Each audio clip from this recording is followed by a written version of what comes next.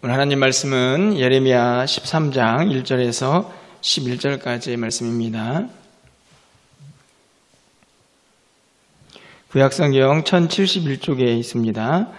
예레미야 13장 1절부터 11절까지의 말씀을 한 절씩 교독하고 마지막 11절 함께 읽겠습니다. 여호와께서 이와 같이 내게 이르시되 너는 가서 뱃띠를 사서 내 허리에 띠고 물에 적시지 말라 하시기로 내가 여호와의 말씀대로 띠를 사서 내 허리에 띠니라.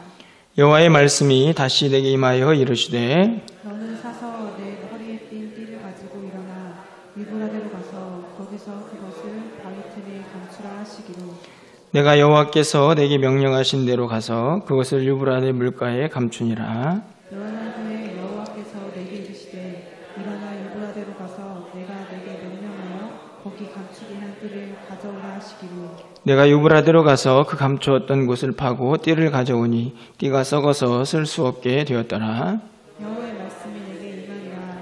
이라시되 여호와께서 이와 같이 말씀하시니라. 내가 유다의 교만과 예루살렘의 큰 교만을 이같이 썩게 하리라. 이 약한 백성이 내 말을 듣기를 거절하고 그 마음에 완악한 대로 행하며 다른 신들을 따라 그를 섬기며 그에게 절하니 그들이 이 띠가 셀 수 없음 같이 11절입니다. 여호와의 말씀이니라. 띠가 사람의 허리에 속한 같이 내가 이스라엘 온 집과 유다 온 집으로 내게 속하게 하여 그들로 내 백성이 되게 하며 내 이름과 명예와 영광이 되게 하려 하였으나 그들이 듣지 아니하였느니라. 아멘. 할렐루야. 금요 기도 나오신 분들 또 환영하고 또 기도의 응답이 있는 귀한 시간이 되기를 소망합니다. 오늘 제가 설교 제목을 긴급 명령, 띠를 지키라 이렇게 잡아보았는데요. 한번 저를 따라해 주시기 바랍니다. 긴급 명령, 띠를 지키라. 네, 감사합니다. 여러분, 긴급 명령이 혹시 뭔지 아십니까? 말 그대로 긴급하게 내린 명령이겠죠? 긴급 명령인데요.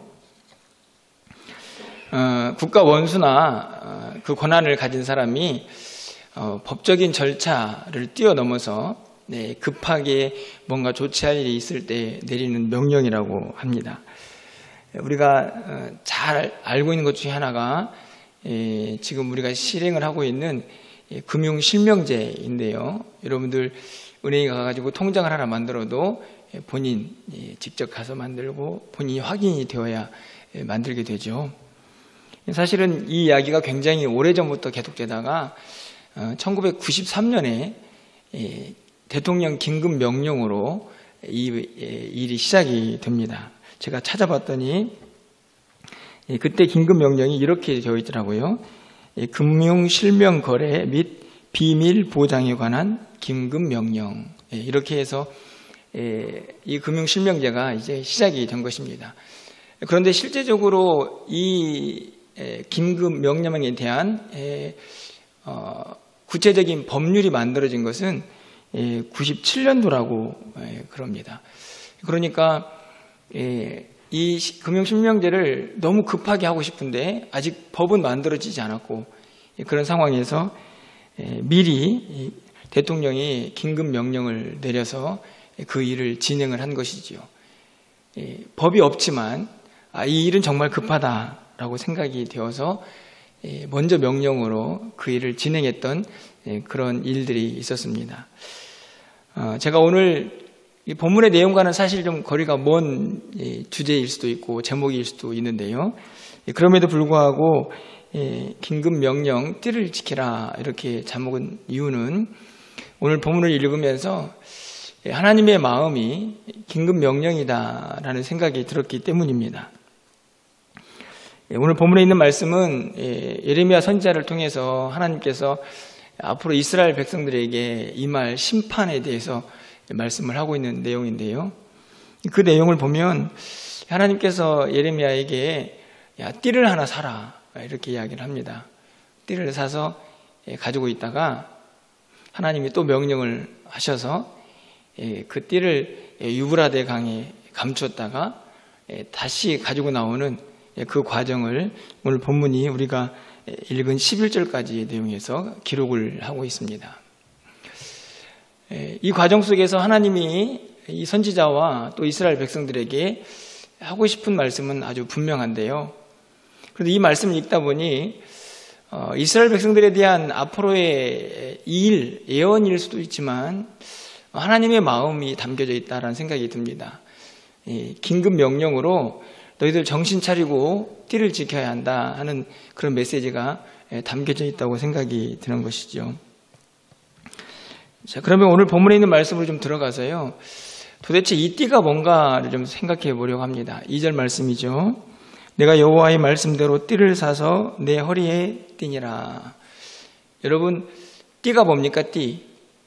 여기서 보면 허리에 찾죠? 허리띠죠, 허리띠.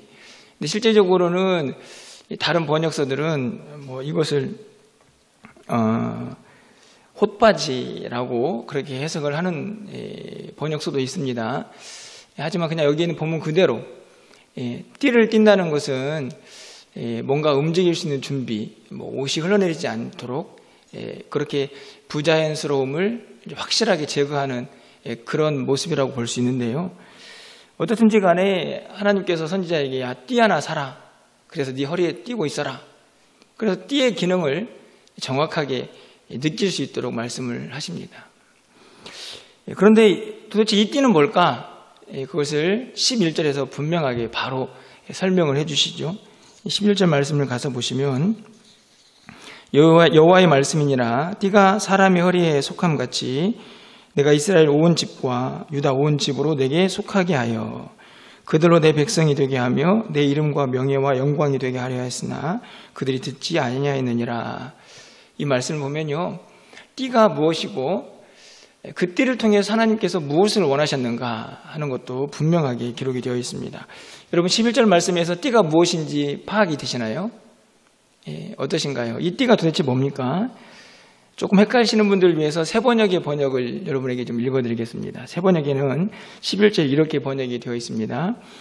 띠가 사람의 허리에 동여지듯이 내가 이스라엘의 온 백성과 유다의 온 백성을 나에게 단단히 동여 메어서. 띠죠. 이 띠를 누구에게 메고 있다고 말씀을 하고 있습니까? 하나님에게, 하나님 자신에게 내가 이 띠를 메었다 이렇게 말씀하죠. 그 띠는 이스라엘 백성이다 라고 말씀을 하고 있습니다.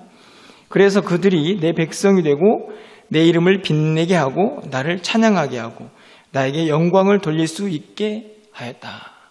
이게 띠의 역할이고 띠의 정체성이라고 할 수 있습니다. 이 띠는요, 이스라엘 백성이죠. 하나님께서 그 띠를 하나님께 속한 자들로 부르셨습니다. 그래서 그 띠가 하나님의 이름을 드러내고 하나님을 찬양하고 하나님께 영광을 돌리는 존재로 그렇게 역할을 감당하도록 하나님께서 그들을 부르셨다 하는 말씀이죠. 띠는 이스라엘 백성입니다. 그리고 그 띠는 하나님께 속하여져 있다는 사실을 오늘 분명히 보여주는데 문제는 뭡니까? 이 띠가 어떻게 됩니까? 썩죠. 오늘 예레미야 선지자를 통해서 보여주는 이 예언의 말씀을 보면 그 띠가 썩습니다. 무엇을 의미합니까? 그 띠, 이스라엘 백성들이 멸망할 것이다 라는 의미죠. 여러분, 그런데 그 이유가 무엇일까요? 이런 9절 말씀입니다. 우리 9절 말씀은 함께 좀 읽어보도록 하겠습니다. 9절입니다. 여호와께서 이와 같이 말씀하시니라 내가 유다의 교만과 예루살렘의 큰 교만을 이같이 썩게 하리라. 하나님께서 예레미야가 띠고 있던 띠를 풀러가지고 유브라데 강가에다가 숨겨놓아라. 그리고 며칠 지난 다음에 그 띠를 다시 꺼내라. 그렇게 봤더니 그 띠가 썩었죠. 쓸 수 없게 되었습니다. 하나님께서 그 상황을 이렇게 말씀하십니다. 유다의 교만과 예루살렘의 교만을 내가 이같이 썩게 할 것이다. 그런데 여러분, 여기에서 교만이 썩는다는 것, 그것은 무엇을 의미합니까? 띠가 썩는 것을 의미하죠. 다시 말하면 띠는 이스라엘 백성이라고 말씀을 드렸습니다. 그 띠가 썩으면 그들이 가지고 있던 교만도 사라지는 것이기 때문에 오늘 9절에 있는 말씀을 보면 그 띠가 썩는 매우 중요한 이유는 그들의 교만 때문이다 라는 것을 알 수가 있죠. 쉽게 말하면 이스라엘 백성들이 하나님을 영화롭게 하고 그분의 영광을 드러내야 될 그의 백성으로 부름을 받아서 하나님께 속한 자들이 되었습니다. 마치 띠처럼 말이죠. 그런데 그들이 교만했습니다. 그래서 하나님께서 그들을 썩게 할 것이다. 쉽게 말하면 그들을 멸망시킬 것이다 라는 아주 가슴 아픈 내용이 오늘 본문의 예언이죠. 그래서 결국 어떻게 됩니까? 우리가 예레미야 후반부에 나와 있는 말씀에서 알 수 있듯이 이 백성이 바벨론의 포로로 잡혀갑니다. 멸망하죠. 하나님께서는 이 일을 미리 말씀하시는 것처럼 이렇게 띠를 가지고 예언을 하고 계시는데요. 여러분, 이 말씀 속에서 우리가 다시 한번 생각하게 되는 말씀이 있습니다. 잠언 16장 18절 말씀이죠. 교만은 패망의 선봉이다. 여러분, 지금 9절 말씀도 마찬가지 아닙니까? 예루살렘과 유다가 왜 멸망했습니까? 교만 때문이죠. 교만을 썩게 한다는 것은 그 백성들이 썩는다, 그 백성들이 멸망당한다는 말씀을 하고 있는 것입니다. 그런 의미에서 잠언 16장에 있는 말씀이 그대로 연결이 되죠. 교만은 멸망의 선봉입니다. 패망의 선봉이고 거만한 마음은 넘어짐의 앞잡이다. 그렇죠. 교만한 마음으로는 절대 바로 서 있을 수가 없다. 그들은 결국 망하고 말 것이다. 무서운 말씀이지만 그 말씀이 그대로 이루어지고 있는 본문이 오늘 말씀입니다.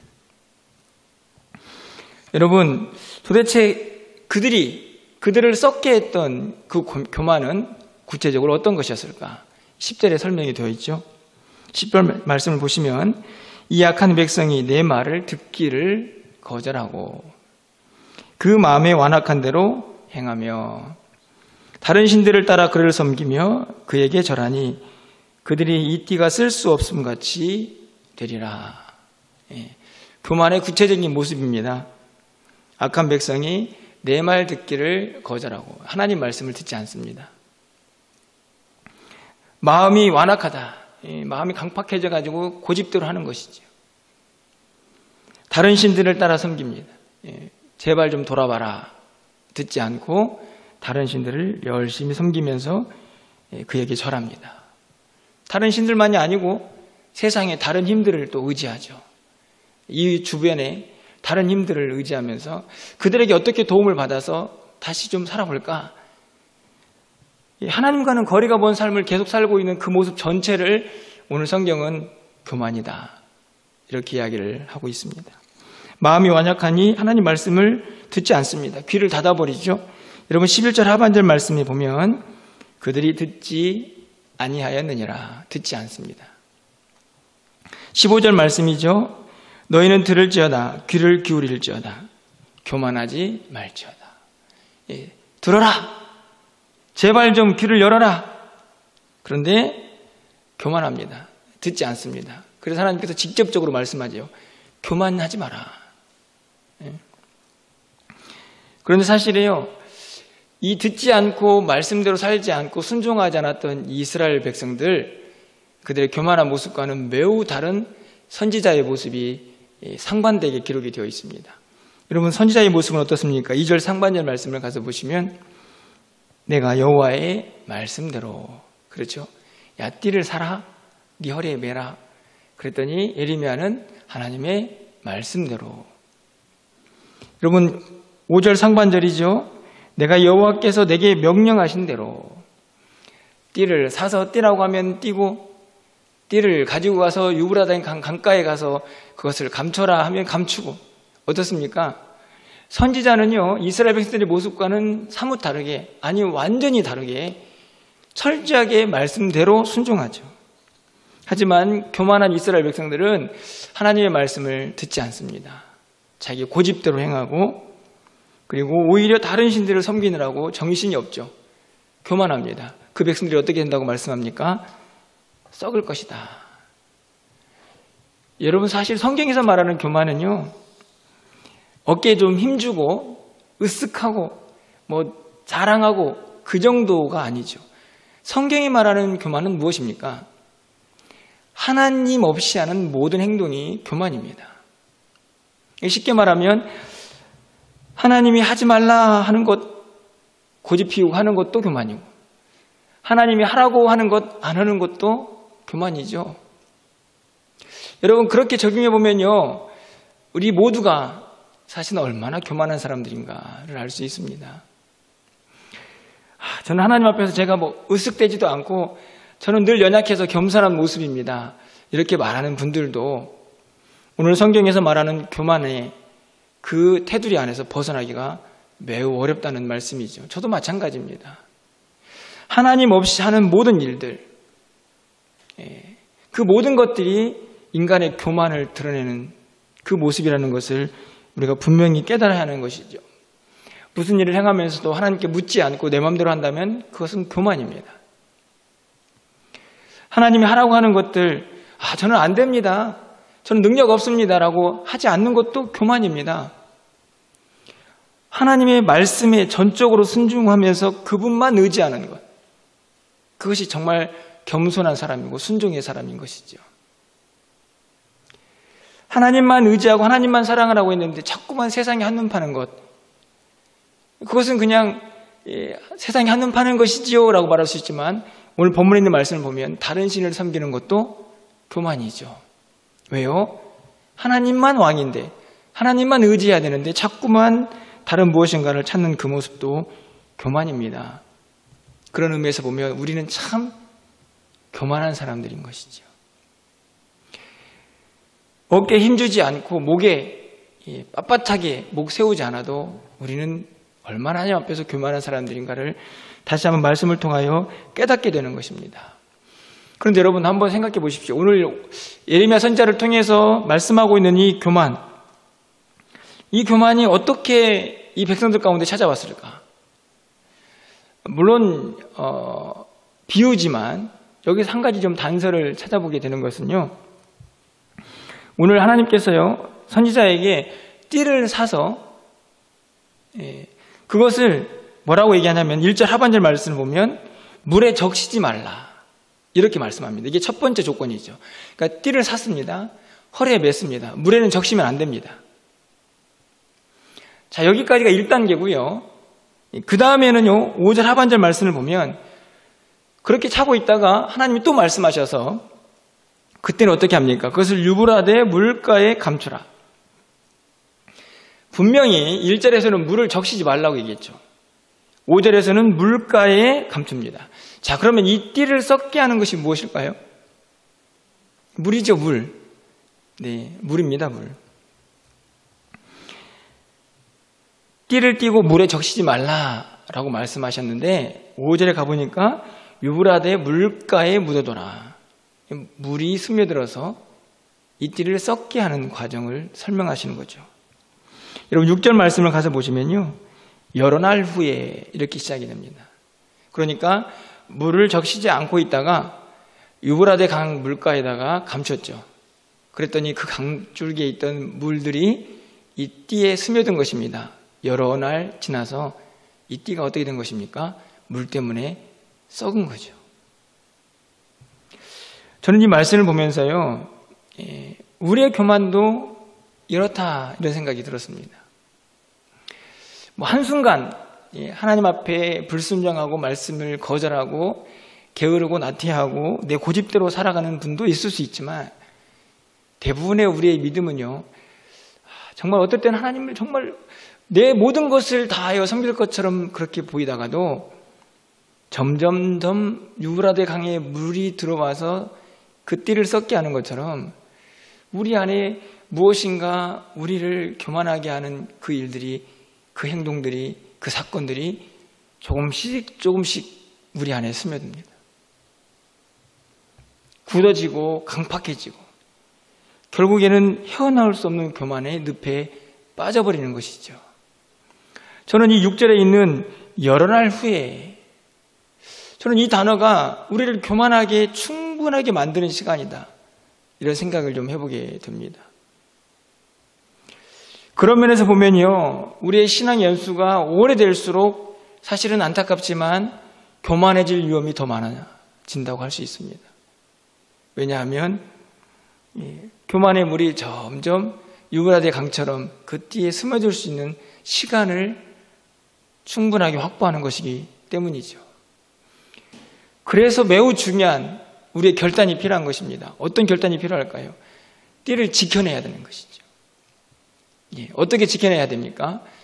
유브라데 강물이 우리 안에 스며들지 않도록 철저하게 띠를 지켜내는 우리의 모습, 결단, 의지가 필요하다는 말씀입니다. 그러기 위해서는 무엇이 필요할까요? 시간이 지날수록 교만이 우리 안에 메어오는 것이, 우리 안에 찾아오는 것이 아니라 우리가 더 하나님을 섬기고 하나님이 원하시는 삶의 모습, 겸손과 순종을 간직하기 위해서는 끊임없이 자신을 살펴야 합니다. 매일매일 내 안에 지금 교만의 물이 찾아 들어와서 내 띠를 썩게 하고 있지는 않은지, 내가 하나님 앞에서 살아야 될 이 성도의 그리스도인의 정체성을 무너뜨리고 그렇게 교만한 사람으로 우리를 멸망으로 이끌어가고 있지는 않는지 살피고 또 살펴야 한다는 말씀이죠. 저는 그런 의미에서 우리의 기도의 시간이 매우 중요하다고 생각을 합니다. 기도가 바로 그런 시간이기 때문이죠. 무작정 무엇인가를 요구하고 구하는 시간만이 아니라 내가 얼마나 하나님 앞에서 부족한 사람이고 하나님의 뜻대로 살지 않는 내 고집과 내 완악함이 얼마나 강한 사람인지를 점검하고 깨달을 수 있는 시간이 바로 주님 앞에 무릎 꿇는 이 시간이 되는 것이죠.